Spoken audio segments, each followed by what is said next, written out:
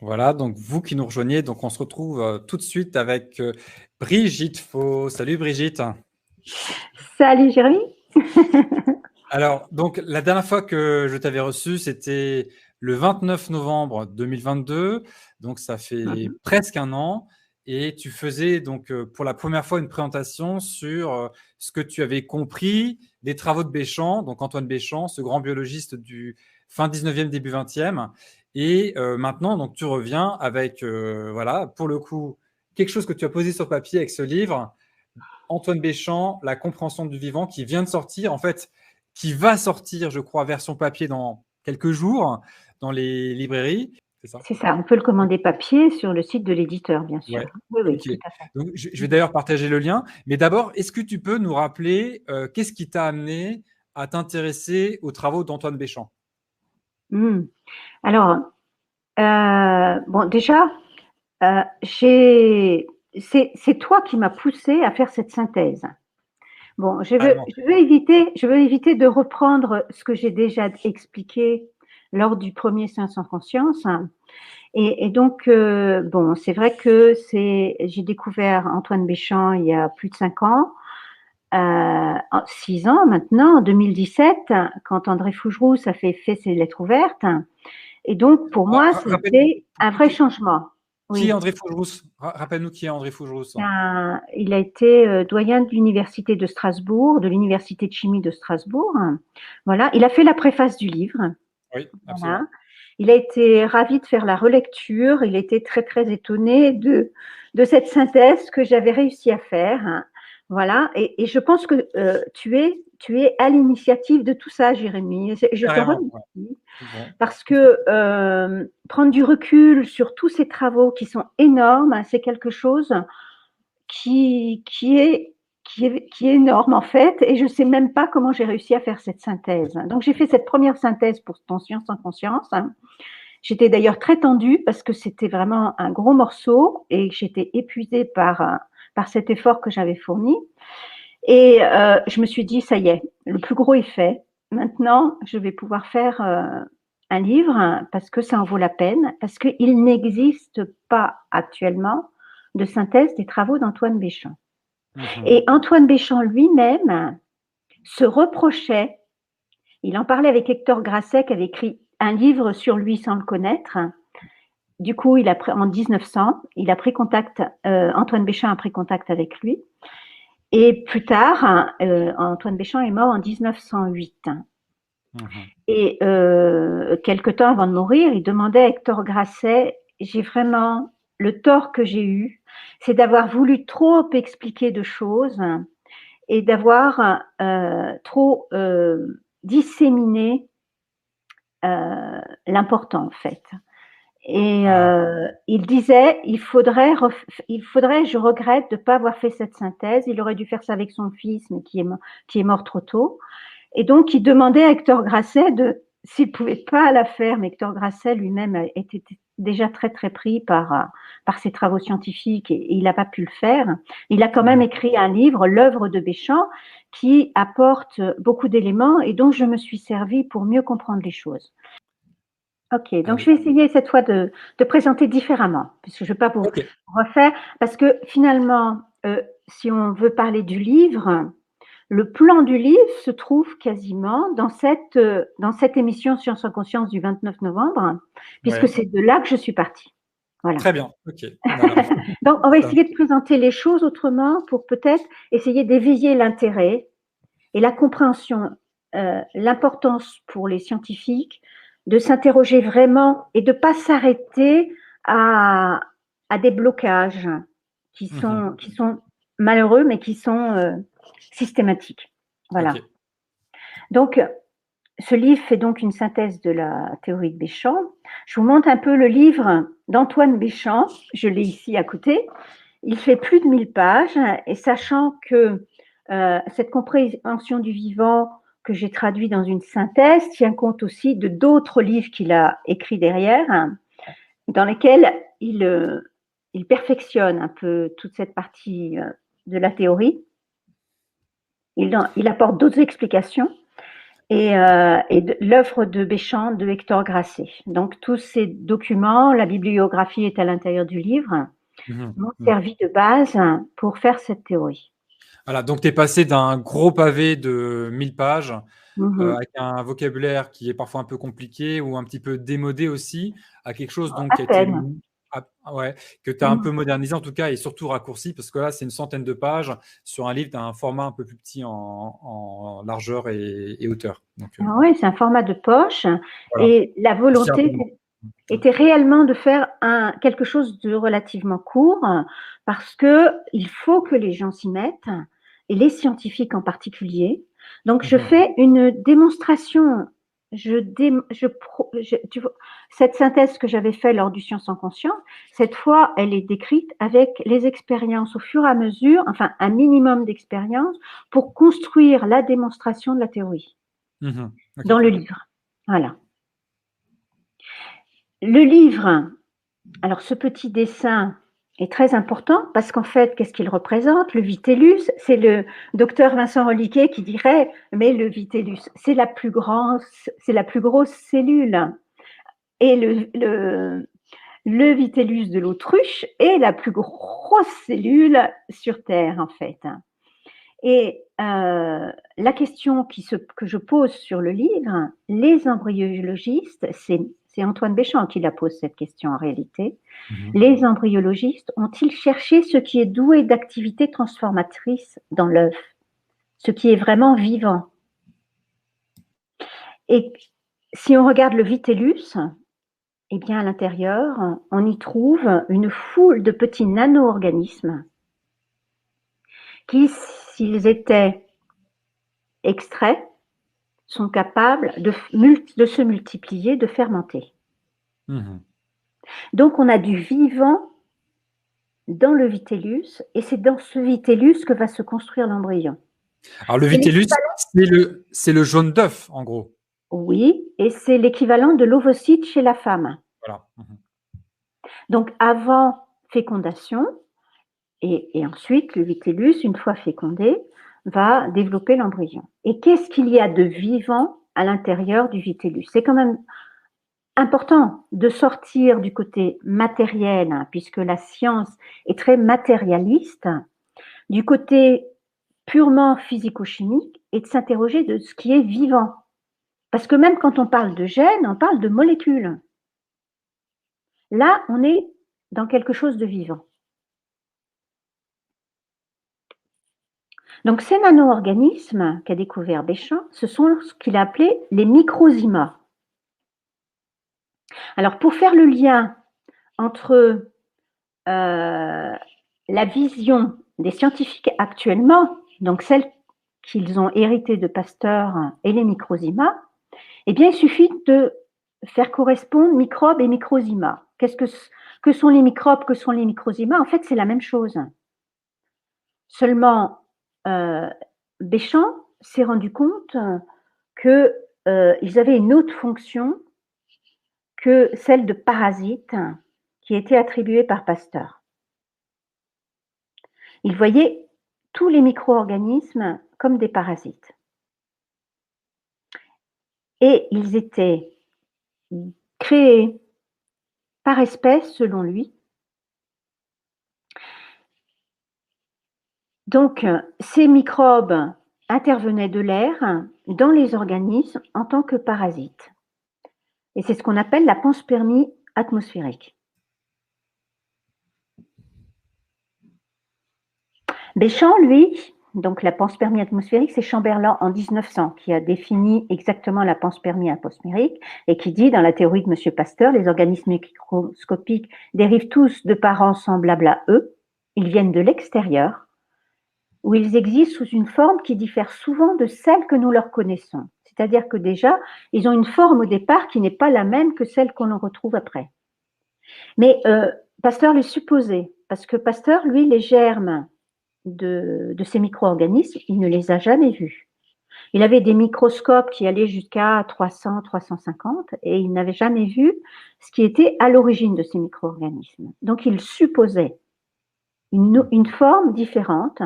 Il les supposait exister dans l'air et et ils intervenaient, ils se développaient en micro-organismes. Ces germes, Antoine Béchamp les a trouvés dans l'air, effectivement. Hein. Il les a analysés. C'est ces mêmes petits nano-organismes qu'il a trouvés aussi dans le vitellus. Et ce que pense Béchamp, donc là, je vous apporte tout de suite la théorie d'Antoine Béchamp, c'est que les micro-organismes retrouvés dans l'air sont des ferments, pas des parasites. C'est pour ça qu'il appelle ça microzyma, zyme étant le sens de ferment, petit ferment. Et ce sont les restes des organismes vivants, animaux et végétaux. Dans leur état de base, c'est-à-dire dans leur état de germe, dans leur état de nano-organisme. On peut les trouver également à différents stades d'évolution parce qu'ils évoluent en moisissure, en bactéries, selon le milieu. Donc, comprenez bien, cette simple petite phrase résume la théorie d'Antoine Béchamp. Ce sont les restes des organismes vivants, animaux et végétaux. C'est-à-dire que les animaux, les organismes vivants en sont constitués. C'est ce qui les rend vivants, justement. Et on les retrouve dès la base dans le vitellus.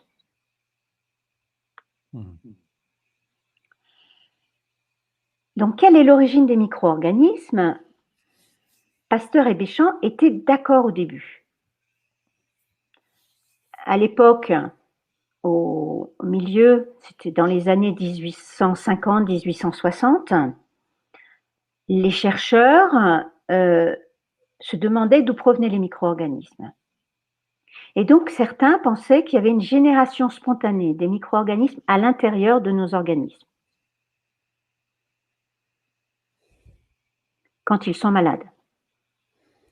Et Pasteur et Béchamp, eux, pensaient l'un et l'autre que ce n'était pas possible, que ça ne pouvait pas être quelque chose qui se développe comme ça. Donc, ils ont fait des expériences. Alors, tous ces scientifiques, les uns pour prouver la génération spontanée, et les autres, comme Pasteur et Béchamp, pour montrer que ces micro-organismes, ces germes, venaient de germes de l'air. Et toutes les expériences ont donné des résultats identiques. Donc, ces expériences sont très importantes parce que certains scientifiques contemporains vont nous dire oui, mais à cette époque-là, on n'avait pas on pouvait pas obtenir on pouvait pas faire des expérimentations comme on les fait maintenant, et donc on peut pas se fier à ces résultats. Et pourtant, ces expériences, une fois mises en place, on ne pouvait obtenir aucun développement de micro-organismes sur les matières inertes. C'est bien que les expériences étaient efficaces.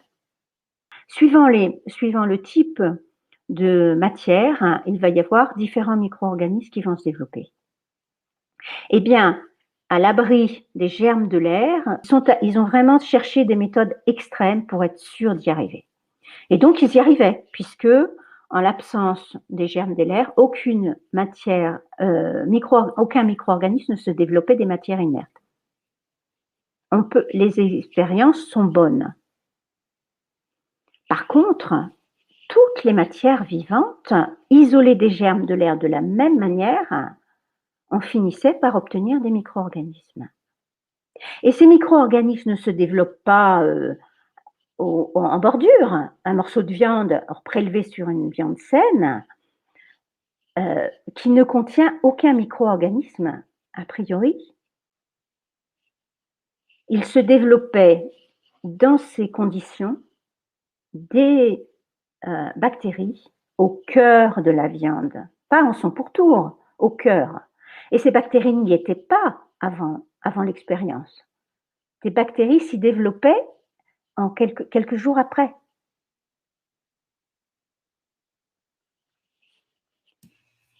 Okay.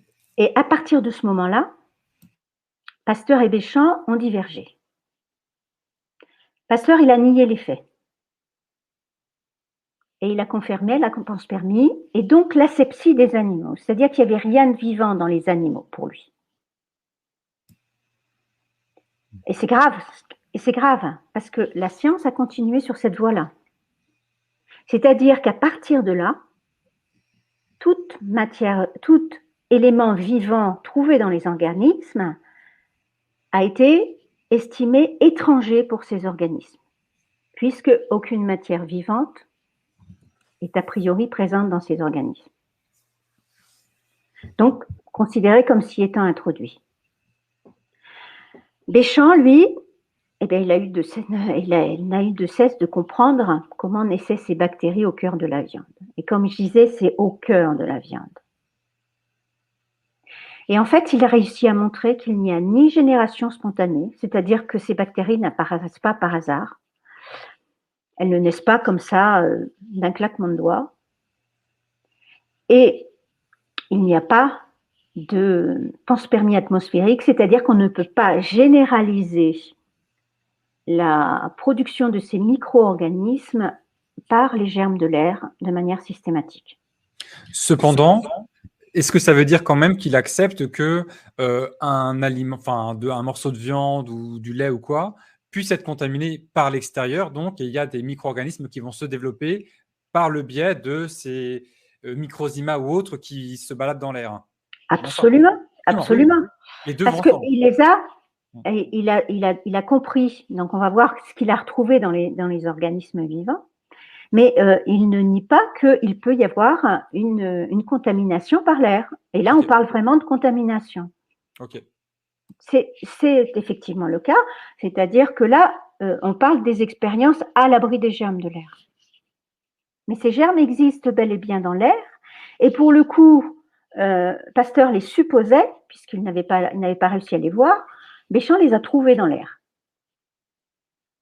Mais il ne les a pas trouvés dans l'air seulement, il les a trouvés partout. Il les a trouvés partout, dans tous les organismes vivants, animaux, végétaux. Ces petits germes, ce sont des petits nano-organismes. Ce sont probablement les exosomes qu'on trouve maintenant. C'est pour ça que les scientifiques doivent se poser des questions. Parce que, donc, ce qui est important, ce qu'a compris Béchamp, là, c'est que ce qu'il a découvert à l'intérieur de tous les organismes vivants, c'est quelque chose de vivant au-delà de la cellule. Et il s'est rendu compte que c'était l'élément vital permanent, sans lequel il n'y aurait aucune matière vivante. C'est-à-dire que sans cet élément, nous ne pourrions pas vivre. Il n'y aurait pas de végétaux, il n'y aurait pas d'animaux, il n'y aurait pas d'êtres humains. Ce sont ces petits éléments qui sont la base de toute matière vivante. L'élément vital n'est pas la cellule, mais quelque chose de plus petit. La cellule n'est qu'un élément provisoire.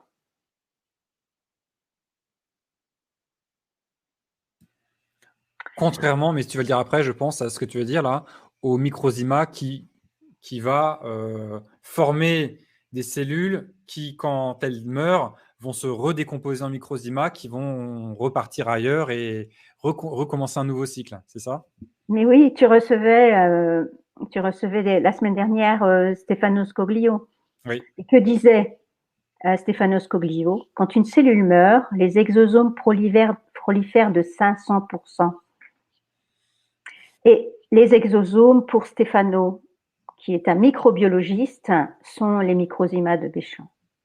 Et Béchamp, lui, sait que au moment de la putréfaction, la première chose à disparaître, ce sont les cellules qui libèrent les microzymas, donc ces granulations. Sans doute, on pourrait reproduire les mêmes expériences avec les exosomes. Donc, qui libèrent ces microzymas qui ensuite se développent pour effectuer la putréfaction.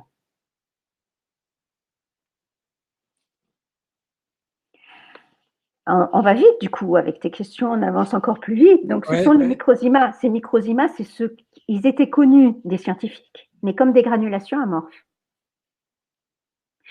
et qui n'ont jamais été étudiés d'un point de vue fonctionnel pendant très longtemps. Et même maintenant, je pense que beaucoup les considèrent comme des granulations amorphes et d'autres se rendent compte que ce sont des exosomes, des particules. Alors, c'est pas compliqué. Allez rechercher sur PubMed. Vous allez voir, rechercher exosomes. Vous avez près de 30 000 publications sur les exosomes. Et peut-on faire le lien? Oui, assurément. Donc, le problème, les scientifiques actuellement se disent l'élément vital, c'est la cellule. Pour eux, il n'y a pas d'élément vivant au-delà de la cellule. Donc, ils analysent les exosomes qui en sont même à transporter. Alors, on a appelé, alors je crois, comment on dit, vésicule, mitovésicule. Mitovésicule, ils arrivent même à transporter pour eux la mitochondrie. Mais en réalité, ils réalisent le métabolisme. Ils régénèrent les cartilages, quand ils prennent des exosomes de cellules souches, ils régénèrent des cartilages, ils régénèrent les os. Ils leur trouvent des fonctions des cellules dont ils proviennent, ces exosomes. Donc les exosomes, pour ceux qui ne savent pas, c'est des particules qui sont issues des cellules. Donc qui se forment, il y a des endosomes dans la cellule, et quand elles sortent de la cellule, on retrouve des exosomes, et qui semblent avoir plein de fonctions diverses, hein, qui transportent plein de choses, des enzymes, des gènes ARN, de l'ADN, en fait, et franchement, on retrouve les microzymas de Béchamp. Mais les scientifiques actuellement pensent que les exosomes sont de simples particules. Ils ne vont pas chercher à savoir s'ils sont vivants ou pas, parce que dans leur pensée, il n'y a pas d'élément vivant au-delà de la cellule. Mais ce qui est intéressant, c'est que les exosomes sont bien des éléments qui nous sont propres. Et si des chercheurs se décidaient à se poser cette question, est-ce que les exosomes sont vivants? Il est probable que ce sont les granulations de Béchamp, que ce sont les microzymas de Béchamp, et que s'ils les mettent sur différentes substances, ils vont pouvoir se multiplier et fermenter.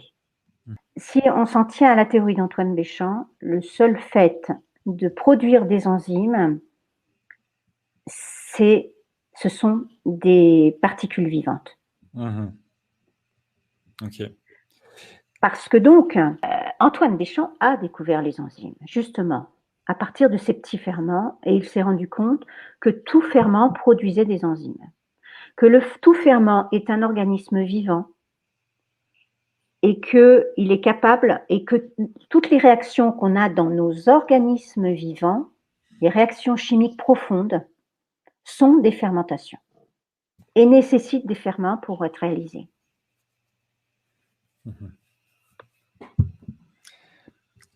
Tu disais qu'il y avait 30 000, quelque chose comme ça, publications sur les exosomes aujourd'hui.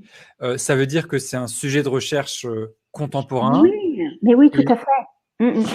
Et c'est une nouvelle tendance ou c'est quelque chose qui, depuis longtemps, est étudié, alors même si c'est selon toi pas suffisamment, ou en tout cas qu'on ne va pas chercher à savoir si c'est vivant ou ce que ça fait réellement, mais c'est quoi les sujets de recherche autour des exosomes et est-ce que c'est une nouvelle tendance, cette recherche? C'est-à-dire que ces exosomes, ils ont été découverts il y a quelques années, et là, ça prend une telle ampleur que comment peut-être éviter de comprendre qu'ils sont vivants, c'est d'aller chercher des projets thérapeutiques. La science est systématiquement entraînée vers des voies de manière à... Mais on n'est pas dans la recherche fondamentale. C'est-à-dire qu'à partir du moment où on a trouvé ces exosomes, on aurait dû se poser plein de questions. On découvre plein de choses, mais tout ce qu'on recherche, c'est l'utilisation thérapeutique. On n'est pas dans la tentative de compréhension. Et c'est sûr que, connaissant les travaux de Béchamp, ça changerait complètement la vision des choses. Donc, formidable. C'est vrai que quand on prend des exosomes de cellules souches et qu'on arrive à régénérer des os, du cartilage, c'est formidable. Donc, tant mieux. Mais il est temps de se poser la question, sont-ils vivants? Ils sont vivants. Ils sont vivants parce que pour moi, c'est les microzymas. Ok. Voilà. Est-ce que je me trompe? Qui sait? Oui. En tout cas, Stefano Scoglio, en tout cas, va dans la même direction. Hein. C'est ce qu'il disait déjà. Stefano Scoglio, qui est microbiologiste, lui, il fait carrément l'amalgame. C'est-à-dire, quand il en parle, on ne sait plus s'il parle de microzymas ou d'exosomes, d'ailleurs. Ouais. Donc, c'est pas compliqué. Donc, revenons aux travaux de Béchamp. Béchamp les a quand même vraiment analysés pendant 30 années, et pas tout seul, avec une équipe, avec Alfred Estor, avec son fils qu'il a formé plus tard, avec qui il a travaillé. Donc, il les a extraits, observés surtout, observés avec un microscope qui était suffisamment puissant, et puis avec une cellule à immersion, un microscope 2x700, donc il arrivait quand même à les voir. Et donc, il les a extraits, analysés chimiquement, fonctionnellement, en termes de fermentation. La fermentation, c'est un métabolisme, en fait. Parce que le ferment se nourrit. Et donc, notre propre métabolisme aussi est une fermentation. Les ferments sont des petits organismes vivants. Et les microzymas sont les plus petits ferments. Pourquoi ils s'appellent microzymas? Et ils portent bien mieux leur nom ainsi que exosomes ou d'autres noms. Quand on a compris qu'ils sont capables, on verra, ils produisent les enzymes, ils sont capables de réaliser des fonctions propres au centre vital dont ils sont extraits. Et ça, c'est encore un argument pour les scientifiques qui se disent oui, les expériences ne sont pas conformes, on ne peut pas se fier. On a quand même un argument évident, c'est que les microzymas qu'on extrait du foie, ils ne réalisent pas les mêmes fermentations que les microzymas, ou pas de la même manière que les microzymas qu'on extrait du pancréas. Pas la même chose non plus que les microzymas de la salive, c'est-à-dire qu'à chaque fois, on reproduit, et ça c'est encore plus intéressant, c'est que Béchamp, il avait étudié sous forme de fermentation le métabolisme des cellules, c'est-à-dire qu'il avait constaté les fonctions propres à chaque cellule, et il reproduisait avec les microzymas extraits de ces différents centres vitaux les mêmes types de fermentation ou les mêmes résultats de fermentation qu'avec les cellules, et sont bien spécifiques de ces centres vitaux. Et mieux encore, il réalise les fonctions de ces centres vitaux. Donc ça veut dire aussi qu'il est possible. Pardon, il y a l'écho. Alors, pardon, je coupe ton micro pour pas qu'il y ait d'écho. Ça veut dire donc que c'est possible d'isoler, d'extraire ou de séparer d'une certaine manière les microzymas de leur milieu et des cellules avec lesquelles ils sont liés habituellement? C'est Complètement. D'accord. Complètement. Et c'est pour ça Antoine Béchamp était un excellent chimiste. Excellent chimiste. Et de toute façon, les microzymas sont, on dit qu'il y en a qui disent qu'ils sont quasiment immortels. Non, c'est pas vrai. Ils peuvent être usés, mais ils sont très très résistants. Donc on peut leur faire subir des extractions chimiques extrêmes. Et donc, sauf à vouloir les casser pour analyser leur composition, on peut, quand il les a extraits du pancréas, par exemple, il les a retrouvés dans le pancréas dans une gaine de graisse. Et donc, il a utilisé des différentes choses pour arriver à les extraire. Et il a retrouvé ensuite ces microzymas. Ils sont insolubles parce que c'est une matière organisée, c'est un organisme vivant. J'ai regardé dans les publications sur les exosomes, justement dans les publications 2023, on affine de plus en plus les extractions d'exosomes. Mais du coup, on doit chercher à affiner cette extraction en fonction du type d'exosome. C'est encore plus précis. Ok. Alors, c'est vrai qu'on va trouver autant d'exosomes qu'on a de milieux cellulaires, et peut-être même encore plus, parce que peut-être qu'à l'intérieur d'un même milieu cellulaire, on va avoir différentes fonctions pour des microzymas ou pour des exosomes.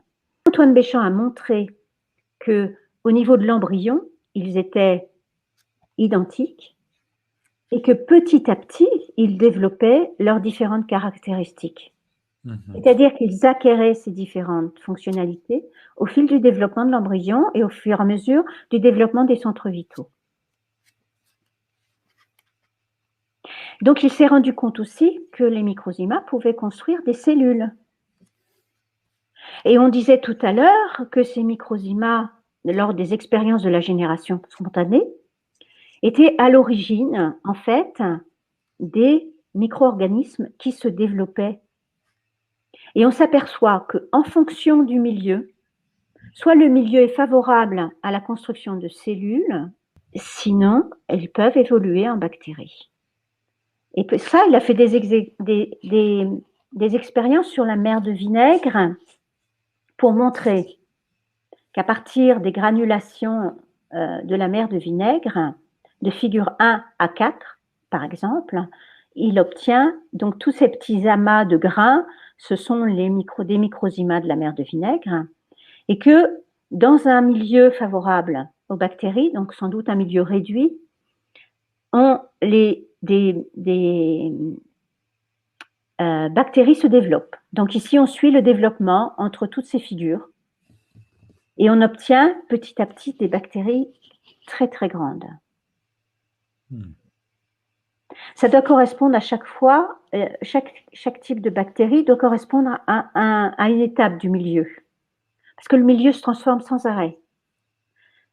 Les ferments, les bactéries, les microzymas, assimilent, désassimilent, et donc éliminent des déchets, le milieu se transforme, et au fur et à mesure que le milieu se transforme, il va être de plus en plus favorable aux bactéries. C'est pour ça que les bactéries grossissent de plus en plus et grandissent jusqu'à la taille, ce qu'il appelle de l'Eptotrix. Et s'il met ces mêmes microzymas dans un milieu favorable, eh bien, il va non pas obtenir des bactéries, mais des cellules. Ok. Alors, on te demande dans le chat quel est le grossissement des figures que tu viens de montrer. On a d'ailleurs ces images, page 49 de ton livre, il me semble. C'est quoi le grossissement? C'est peut-être indiqué dessus, je me souviens plus. Ah, 650. Ouais, c'est 650. C'est ça. Très bien, c'est marqué là. Ouais. Voilà. Par contre, pour observer les microzymas du sang, parce qu'il y en a vraiment partout, les microzymas du sang, ils sont très ténus, très très petits, et pour arriver à les voir, il était obligé d'aller au maximum du grossissement, donc à x700 en ce qui le concerne, et il était obligé d'utiliser en plus une cellule à immersion qui augmentait l'observation. D'accord. Donc, il faut savoir que d'autres chercheurs ont obtenu ces transformations. Donc, Jules Tissot, qui lui a montré qu'il était capable de transformer des bactéries en moisissure en transformant le milieu, et que le mécanisme inverse était possible. En revenant au premier milieu, il pouvait obtenir des bactéries à nouveau à partir des moisissures qu'il avait obtenues.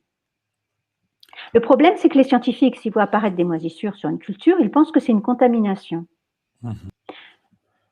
Qui d'autre? Il y avait Gaston Essens, qui a étudié dans le sang. Il y a eu Günther Anderle, qui a montré tout un tas d'étapes de développement des microzymas dans l'état sain et des microzymas et d'autres développements dans l'état malade, en fait.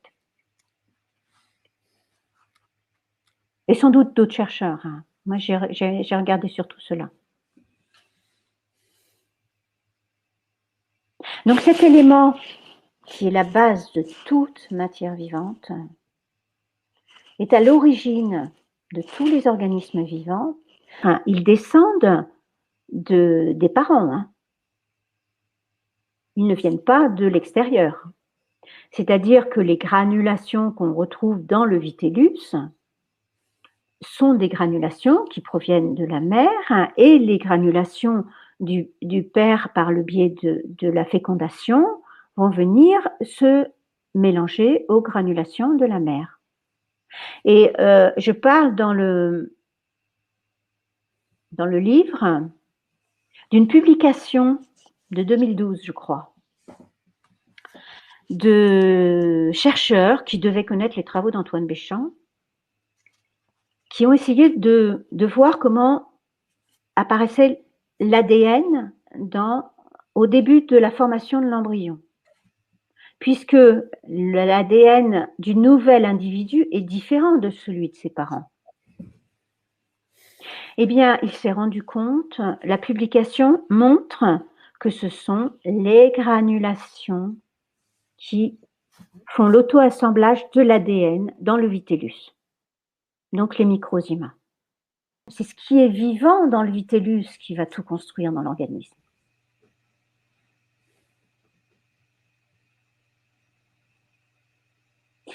On constate que toutes les cellules ne procèdent pas d'une autre cellule, particulièrement les gamètes, les cellules embryonnaires, donc les premières cellules du nouvel individu, qui sont formées par les microzymas. En fait, on constate qu'elles sont formées par des granulations. Donc, ce petit élément vital, vivant, sans lequel aucune matière ne serait vivante, est propre à l'organisme. Il est au début et il est en fin de tout organisme. C'est-à-dire que à la mort d'un organisme, il y a une putréfaction. Cette putréfaction, si on se met à l'abri des germes de l'air, est réalisée par les microzymas de l'organisme. Ils sont libérés, j'expliquais tout à l'heure, les cellules sont les premières à disparaître. Elles libèrent leurs microzymas qui redeviennent des ferments autonomes et qui putréfient, c'est-à-dire qui ramènent la matière organique à l'état minéral, en passant par des étapes de bactéries diverses, qui, à la fin, redeviennent toutes microzymas, et à la fin, il ne reste plus que la poussière, et il ne reste plus que les microzymas. Mais cette poussière est vivante. Si on la met dans un milieu favorable, elle va fermenter. Elle va se multiplier.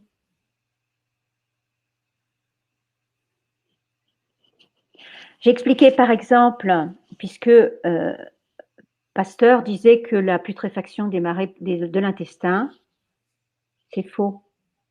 Les médecins légistes le savent. Le sang dans les vaisseaux, la rate, l'estomac, le foie et même parfois le poumon et le cœur se putréfient avant l'intestin lui-même. Autant dans le cas de mort par maladie que par submersion. Ok. Donc ça veut dire aussi que on ne devrait pas interpréter comme une contamination venant du microbiote intestinal qui viendrait se répandre partout au moment de la mort, les putréfactions qu'on va observer dans des organes à distance du tube digestif. Non, parce que dans l'intestin est maintenu grâce à la bile. C'est-à-dire qu'il est loin d'être le premier à se dissoudre, disons, à se putréfier. Okay. Et en bref, tout organisme vivant est réductible au microzyma. J'ai mis l'expérience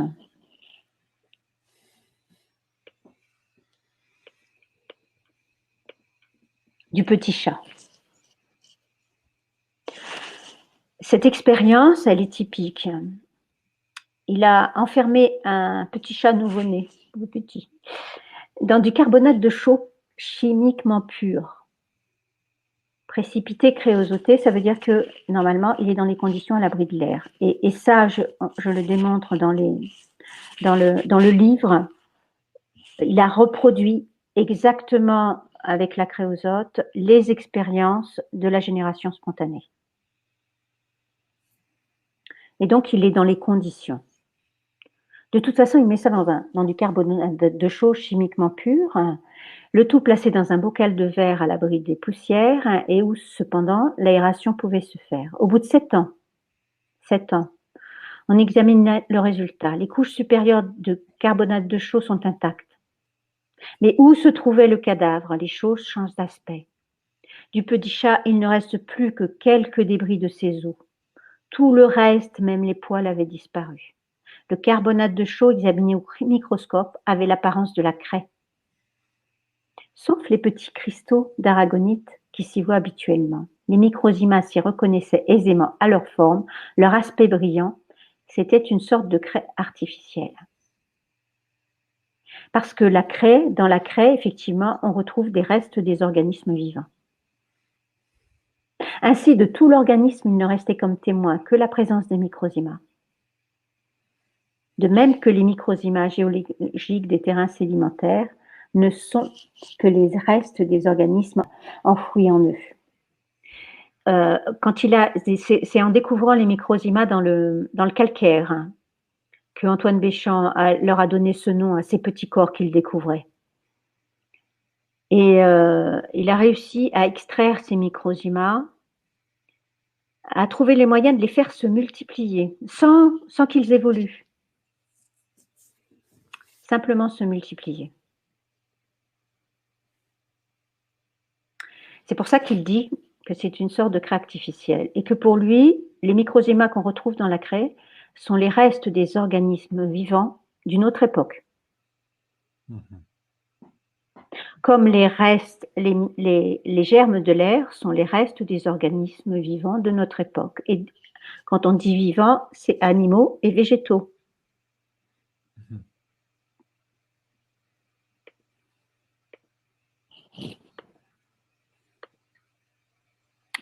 Et donc, le mouvement circulaire de la matière, nos microzymas sont hérités de nos parents. Ils travaillent ensemble à nous construire, à nous organiser. La vie est liée à l'organisation. C'est très important, cette notion d'organisation.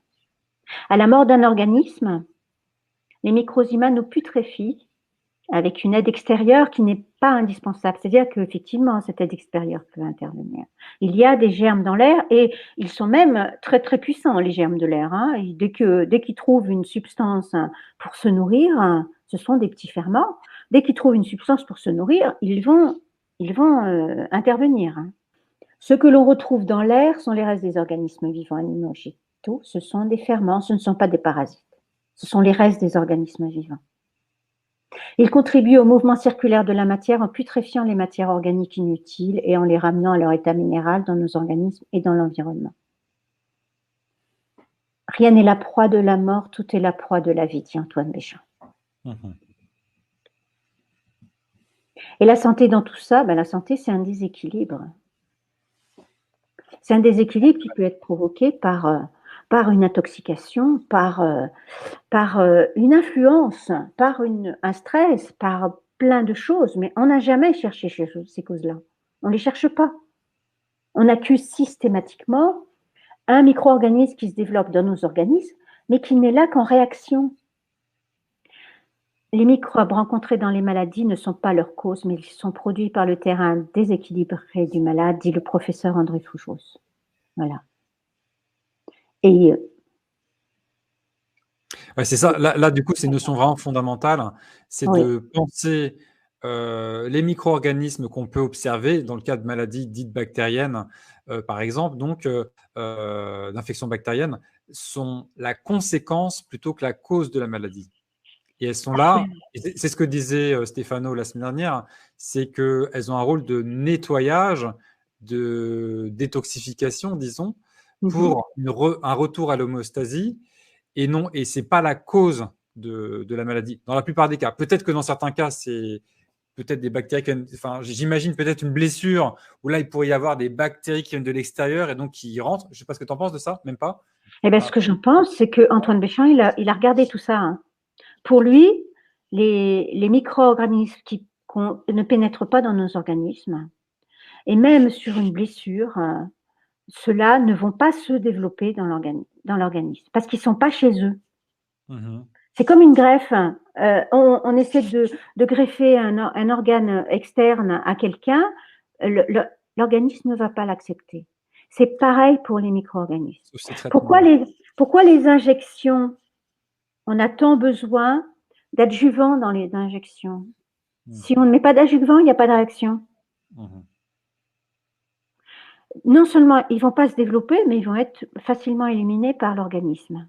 Alors, je pense, cela dit, au procédé, la variolisation, où on grattait les pus et les vésicules, et après on grattait le bras pour faire une réaction, il se passait des choses. Alors peut-être qu'on mettait des produits chimiques avec, hein, je ne sais pas. Alors, je ne sais pas, je ne veux pas te dire. Ok. Je te donne le point de vue d'Antoine Béchamp, qui ne nie pas qu'il peut y avoir de contagion. Il le dit lui-même, qu'il pourrait, pourquoi pas. Il ne nie pas ça. Il dit D'accord. que les microzymas morbides dans l'air pourraient peut-être, mais pour Ah lui, oui, ok. microzymas morbides dans l'air, mais il dit ils perdent très vite leur morbidité. D'accord. Et que ces microzymas morbides ne font pas leur chemin dans les autres organismes, d'après les expériences qu'il a faites. Mais D'accord. il n'a pas l'assurance qu'il n'y a pas des cas de contagion. Pour lui, les micro-organismes ne sont pas des parasites. D'accord. Mais ça fait pour ça, ces expériences, tu sais, c'est un traitement même dans certaines blessures ou de chair qui pourrissent. On peut mettre des asticots et ils vont manger que la chair qui est déjà morte, en fait. Ils ne s'attaquent pas à la chair vivante. Et c'est comme ça qu'on peut faire des nettoyages de plaies très graves. Des chirurgiens peuvent proposer ce type de traitement. Je ne sais plus si on appelle ça asticothérapie ou un truc de ce genre. Et ça va nettoyer la plaie en mangeant que les morceaux qui sont morts. Le reste, il n'y touche pas. Oui, ouais. Mais ça, c'est à approfondir, hein. Moi, je donne le point de vue. C'est Ok. un point de vue. Le fait que Ok. le fait que les micro-organismes ne se développent pas à l'intérieur des organismes vivants, c'est un point de vue qu'il a. C'est pas Ok. quelque chose qu'il a démontré. D'accord. Ok. Le reste est démontré, tout ce que je viens Mhm. d'expliquer. Mhm. Les microzymas exécutent leur fonction vitale dans chaque centre vital grâce au maintien du milieu propre à la fonction dans les cellules dédiées. Entretenir sa santé, c'est maintenir ses milieux sains. Le terrain. Entretenir le terrain, ensemble de tous ces milieux qui sont tous différents, hein.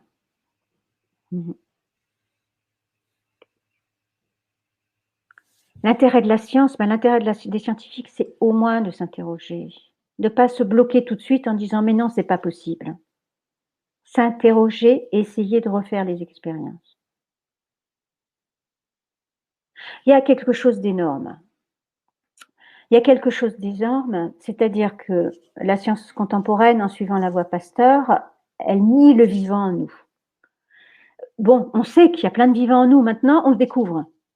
Mais on prétend que ce vivant s'est introduit à un moment donné. On prétend que ce vivant est étranger ou qu'il est en symbiose. Et c'est grave, parce que, je ne sais pas si vous réalisez, mais nos cellules ne seraient même pas capables de réaliser elles-mêmes leur métabolisme. Je disais que les réactions chimiques profondes ne peuvent être réalisées que par des petits organismes vivants, par des ferments. Alors, on est allé chercher l'histoire d'une archéobactérie qui se serait introduite dans nos organismes et vivrait en symbiose dans nos cellules, parce que nos cellules toutes seules ne seraient pas capables de réaliser notre métabolisme. Et là, je crois que c'est quelque chose de flagrant, c'est énorme. C'est-à-dire qu'à un moment donné, il faut arrêter de se raconter des histoires et d'interpréter sur des bases qui sont fausses. On nie le vivant en nous. Et ce vivant nous est propre. Et tant que les scientifiques n'auront pas compris ça, on n'avancera pas. Là, tu parlais en particulier de la théorie comme quoi les mitochondries seraient des résidus de virus ou d'archéobactéries justement qui se seraient intégrés au génome humain et aux cellules, c'est ça? Oui, il faut bien interpréter. On a besoin de quelque chose de vivant pour exécuter notre métabolisme. nos cellules n'en seraient pas capables. On ne serait pas vivant en fait. On a besoin de quelque chose d'externe. C'est là que ça devrait faire réfléchir les scientifiques. Et on ne peut pas toujours chercher des interprétations. Il faut à un moment donné se poser des questions sur les fondements de la science. On est parti sur une voie fausse. Toutes les expériences de génération spontanée, et quoi qu'en disent les scientifiques, ces expériences sont fiables. Quand des bactéries naissent de matière vivante à l'abri des germes de l'air, c'est parce que le vivant est présent en nous et qu'il nous est propre. Et si on ne change pas, si on ne comprend pas ça, on n'avancera pas. Et alors, je ne sais plus si tu en parles comme ça dans ton livre, mais il me semble que tel que c'est expliqué par la biologie, quand on voit des bactéries apparaître dans le corps de manière entre guillemets spontanée, on va dire ah c'est parce qu'il y avait des spores de bactéries qui étaient là. Et toi, ta façon de voir les choses, ce serait plutôt il y a des microzymas qui étaient présents, qui se sont développés d'une certaine manière parce que le milieu les informait en gros de se transformer et de former ensemble après des bactéries, mais qui sont issues du soi à partir de ces microzymas qui étaient déjà là. Tout à fait, et ce sont sans doute les exosomes. Je suis sûre que si on étudie les exosomes dans ce sens, on va prouver la théorie de Béchamp.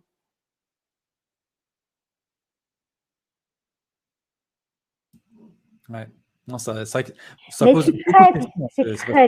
c'est très difficile pour les scientifiques parce qu'ils sont partis du. Alors, en plus, il faut pas que les scientifiques fassent des complexes et s'imaginent que on sous-estime leur travail. Je dis que les scientifiques font un travail phénoménal. Ils font des choses, mais par contre, ils sont tous spécialisés. Ils connaissent tout en détail dans ce qu'ils font, mais ce qu'ils analysent, c'est de la matière inerte.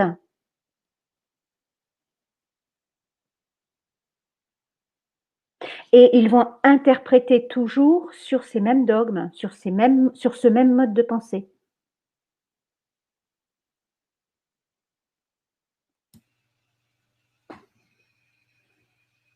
Donc voilà, je suis sûre que si les exosomes, on devrait pouvoir, il suffirait de refaire ces expériences. C'est ça qu'André Fougerus réclamait quand je me suis décidée à lire le livre. Il faut faire refaire ces expériences et il faut aller par là. Donc moi, quand j'interviens, on me dit mais attends, toi, tu fais de la recherche?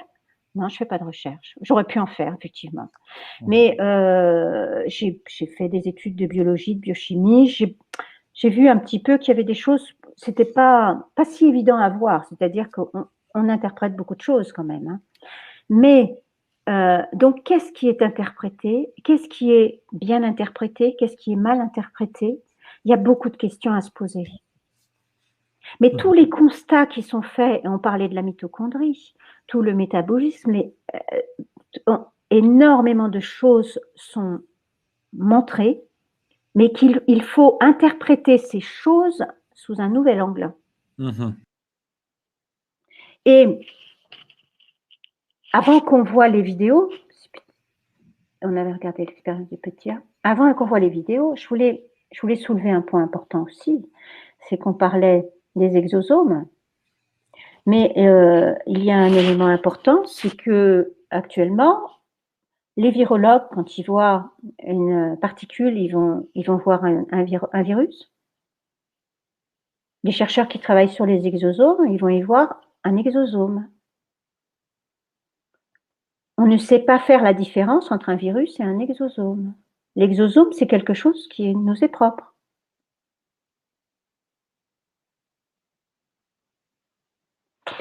Voilà, on va regarder ces petites vidéos.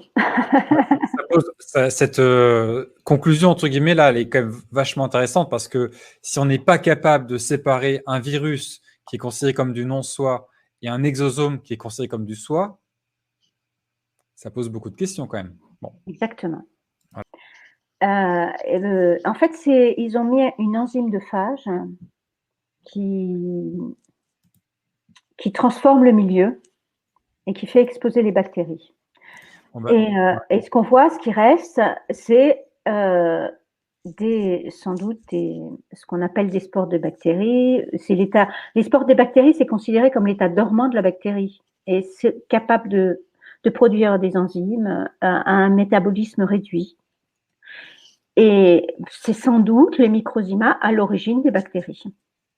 Et que si on plaçait ces mêmes bactéries, donc si je suis les travaux de Jules Tissot, si on plaçait ces mêmes bactéries dans un milieu oxydé, acide oxydé, peut-être un milieu d'antibiotiques, on finira peut-être par avoir des moisissures. Ok. Ah ben voilà, on les ça voit. marche. Ok. Donc là, tu dis, elles explosent. Ah oui, paf, pop, pop. Ok. Et en fait, c'est quoi la bactérie? C'est juste un développement de microzymas.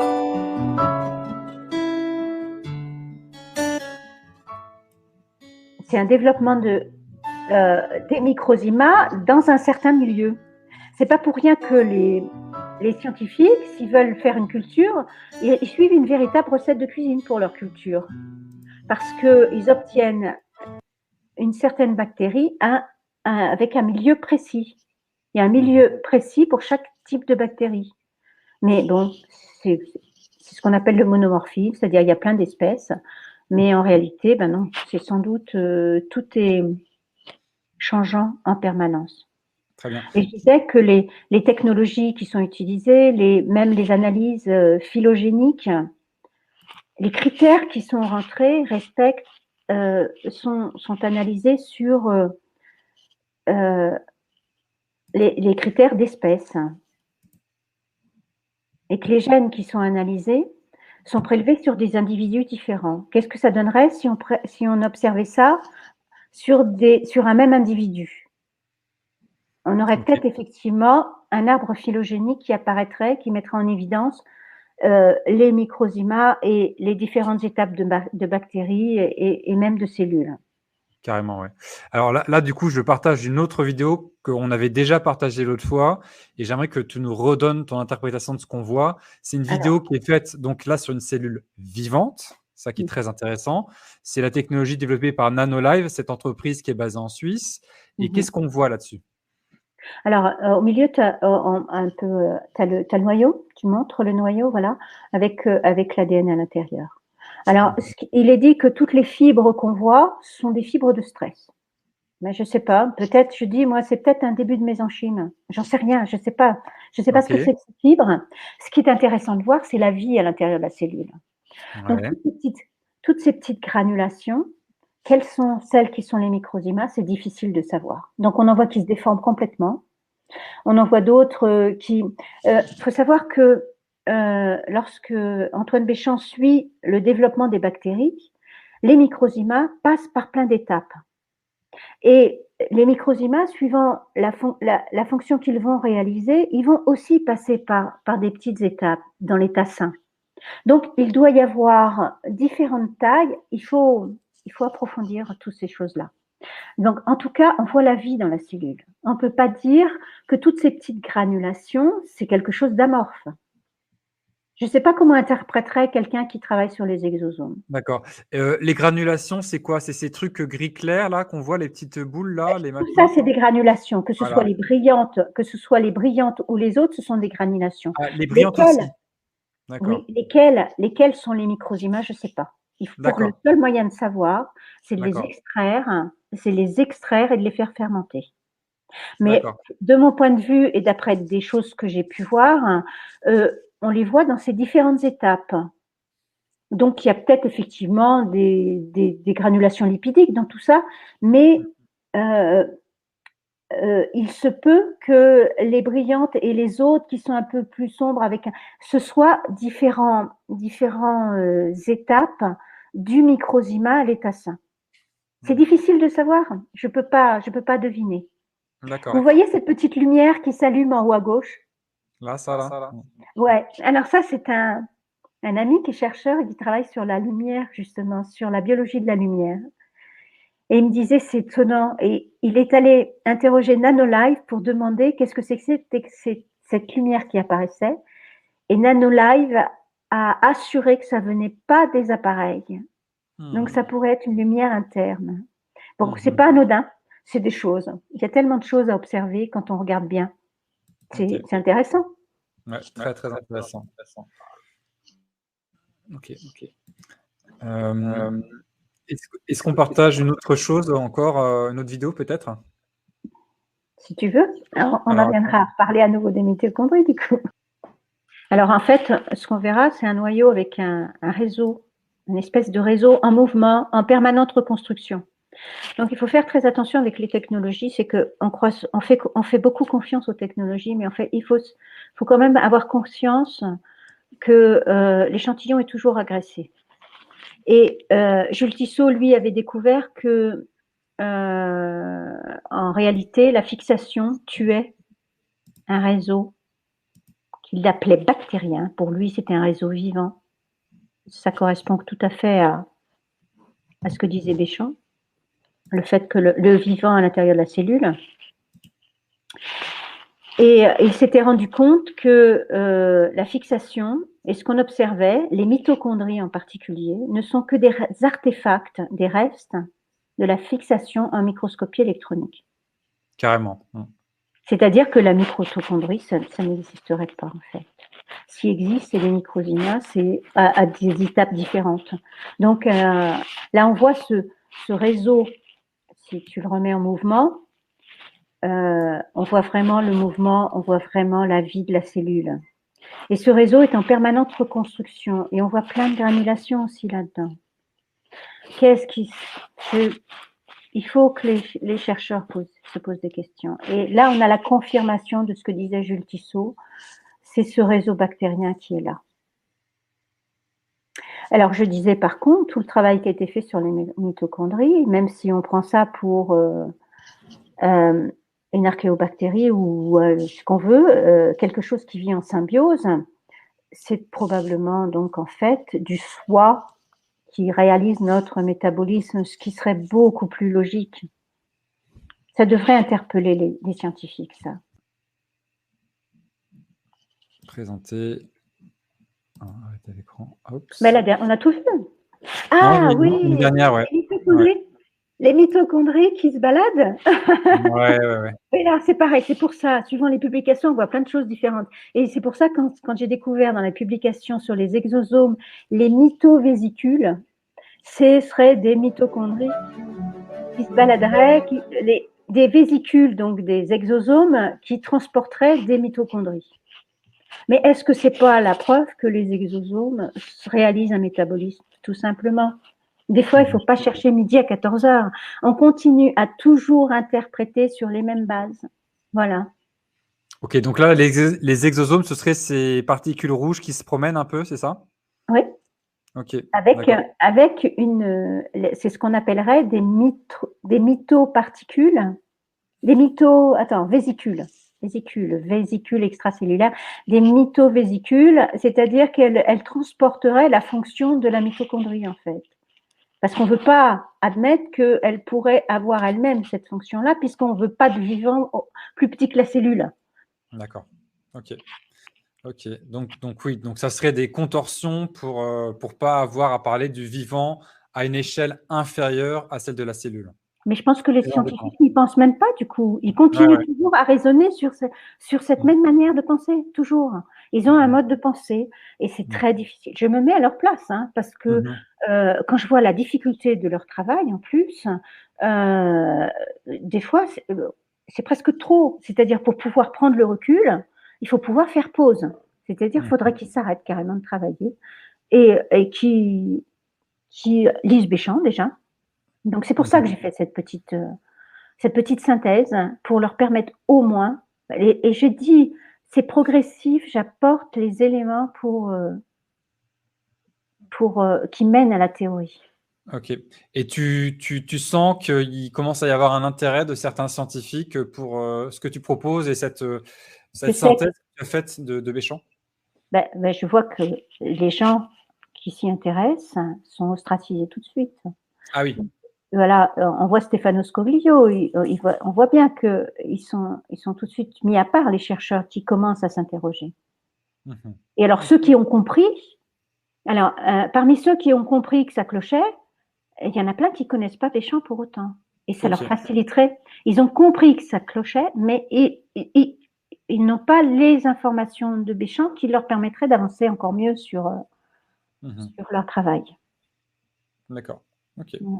Bon, en tout cas, j'espère que voilà que cette nouvelle vidéo qu'on a fait ensemble et le contenu de ton livre vont interpeller des personnes qui se posent des questions sur le fonctionnement du vivant et que Mm.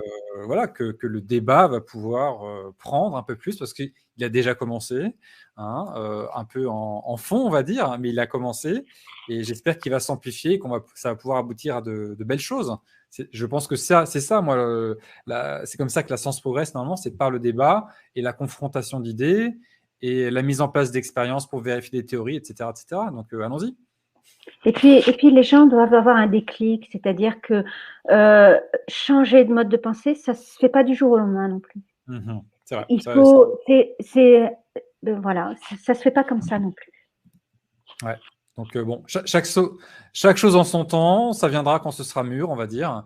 En tout cas, Exactement. les éléments sont posés ici et j'espère que ça va interpeller et interroger les personnes qui s'intéressent réellement au fonctionnement du vivant et qui sont prêtes à se challenger sur leur conception et sur les paradigmes qui leur ont été inculqués pendant leurs études. Voilà. Donc, Mhm. allons-y. Ok. Ben, écoute, merci beaucoup, Brigitte. Je rappelle que tu as sorti ce livre il n'y a pas longtemps, La compréhension du vivant, Antoine Béchamp, La compréhension du vivant, aux éditions Medicatrix, qui est une branche Ouais, des éditions ce Marco-Pieter. sont les éditions Marco Pieter, c'est les livres de Voilà. poche de Marco Pieter. Voilà. Et donc, je vais repartager le lien pour les personnes qui souhaitent se procurer ton livre. Ils peuvent le commander depuis le site des éditions. Et puis, ça sera normalement dans quelques jours disponible en librairie. Voilà. Et bah, lisez, rentrez dans Béchamp, puis après, on pourra reparler à l'occasion. Voilà. Ok. Merci beaucoup, Brigitte. Merci à tous Avec grand d'avoir été là ce soir. Et puis, bah, tu me tiens au courant de comment ça avance, ces discussions que tu auras avec les uns et les autres, et notamment les scientifiques qui ont envie de prolonger le questionnement dans cette voie. Merci beaucoup, Brigitte. Ok, merci à toi, Jérémy, et puis bonsoir à tous.